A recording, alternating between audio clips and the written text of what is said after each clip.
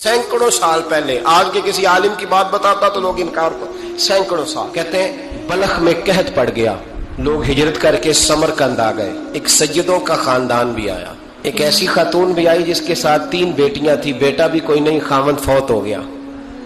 مسجد کے ساتھ مہمان خانے بنے ہوتے تھے، وہاں اس نے بچوں کو ٹھہرایا اور نکلی سمرقند میں کہ کوئی آدمی مل جائے اور اس سے کہوں کہ تھوڑی سی مدد ہو۔ وہ چلتے چلتی ایک سیٹ کے پاس، رئیس کے پاس پہنچی۔ جن لوگوں کے پاس دولت آتی ہے نا، وہ کئی دفعہ سخت جملے کہنے لگتے ہیں جو اللہ کو پسند نہیں آتے۔ وہ سیٹ کے پاس گئی تو جا کے کہنے لگی میں غریب ہوں، پریشان ہوں، بلخ میں قحط ہے، سارا زمانہ جانتا ہے، تو میں اس لیے سمرقند آئی ہوں، بیٹیوں کا ساتھ ہے، نہ رہنے کو جگہ ہے، نہ کھانے کو روٹی ہے، نہ پہننے کو کپڑا ہے، مہربانی کر تھوڑی مدد کر۔ کہنے لگا ہو کون؟ تو اس سیدزادی نا کان آگے کر کے، ہاں کسی پہ بھی حالات سخت آ سکتے ہیں، اللہ سے ڈرنا چاہیے، کان آگے کر کے نا کہنے لگی میں سیدزادی اور یہاں میرا اپنا کوئی نہیں، مہربانی کر۔ تو وہ سیٹھ صاحب، چودھری صاحب کہنے لگے مجھے کیسے پتا چلے گا تو سید ہے؟ تو سیدزادی نے اپنا پلو کھولا اور اپنے آنسو دونوں آنکھوں سے صاف کیے تو کہنے لگی اللہ تیرا بھلا کرے، میں ثابت نہیں کر سکتی کہ میں حضور کا خاندان، میرے پاس کوئی دلیل نہیں، میں نہیں بتا سکتی۔ چل ٹھیک ہے، چلی گئی۔ کسی نے بتایا کہ یہاں ایک یہودی بھی رہتا ہے، وہ بڑا سخی ہے، یا آتش پرست ہے، یا پارسی ہے کافر غیر، سخی بڑا ہے۔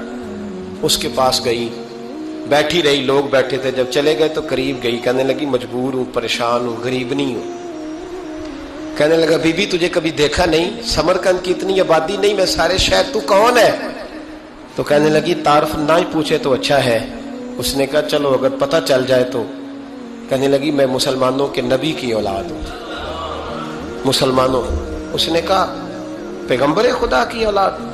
اٹھ کے کھڑا ہو گیا، بی بی کو ساتھ لیا، گھر گیا۔ کہنے لگا جو صاف ستھرا کمرہ ہے نا اسے پھر دھو ڈالو، ایک دفعہ پھر دھو ڈالو۔ کمرہ دھلایا، صاف کرایا۔ پھر کہنے لگا بی بی میرے برتن زیادہ صاف ستھرے نہیں، میں نئے نہ خرید کے لا دوں۔ پھر نئے برتن لایا۔ پھر اپنے بچوں سے کہنے لگا اونچا نہ بھولنا کہ سیدہ فاطمہ کی شہزادیاں آئی ہیں، یہاں کوئی شخص اونچی بات نہ کرے۔ پھر کہنے لگا بی بی جو میرا بالکل طیب اور حلال رزق ہے نا، یہ اس میں سے لنگر ہے، لیکن چونکہ میں غیر مسلم ہوں، مجھے سلیقے نہیں آتے، جیسا تیسا بھی ہو نا اسے قبول کر لینا۔ خاتون کو کہنے لگا یہ گھر ہے، جب تک جی چاہے یہاں رہنا، اور دیکھنا ہو سکے تو رات اپنے نبی سے سفارش کرنا، میرا بھی کوئی مسئلہ، میری بھی کوئی قبولیت کہیں ہو جائے۔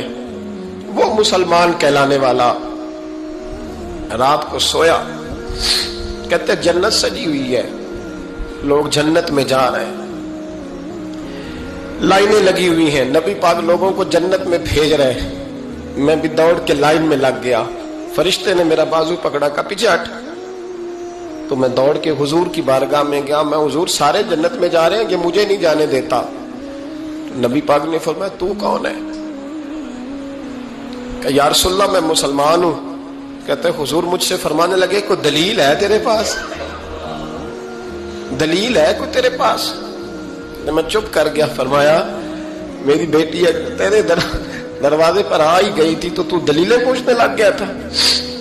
ہم جا دوڑ جا۔ سویرے آنکھ کھلی تو گلیوں میں ڈھونڈتا پھرتا ہے، تلاش کرتا پھرتا ہے، کونے کونے میں جاتا ہے وہ سادات کا گھرانہ کہاں گیا۔ ڈھونڈتے ڈھونڈتے اس غیر مسلم کے دروازے پہ جا کے پہچان لیا تو کہنے لگا خدا کا واسطہ جو تو نے نوکری کی ہے نا ان کی مجھ سے 11 گنا لے لے، یہ سادات کا گھر مجھے دے دے۔ تو کہنے لگا کل تو آتا تو شاید بات اور ہوتی، آج بات اور ہے۔ اس نے کہا مہربانی کر۔ کہا نہیں کل تو آتا تو معاملہ اور تھا، آج معاملہ آج اور ہے، رنگ بدل گیا ہے، حالات تبدیل ہو گئے ہیں، اب تو دیکھ تاک کے آیا، جا دوڑ جا۔ کہنے لگا نہیں مہربانی کر، دے دے، تو غیر مسلم ہے، تیرا کیا تعلق؟ کہنے لگا چپ کر، غیر مسلم میں کل تک تھا، کل سے سجدوں سے پیار کیا ہے تو میرے حالات سنور گئے ہیں، وہ جو نظارے تو نے رات خواب میں دیکھے ہیں میں نے جاگتی آنکھوں سے دیکھے ہیں، میں نے جاگتی آنکھوں سے. اور تو نے کسی مفتی پیر عالم کے ہاتھ پہ کلمہ پڑھا ہے، میں نے رات محمد عربی کے ہاتھ پہ کلمہ پڑھا، رسول اللہ کے ہاتھ پہ کلمہ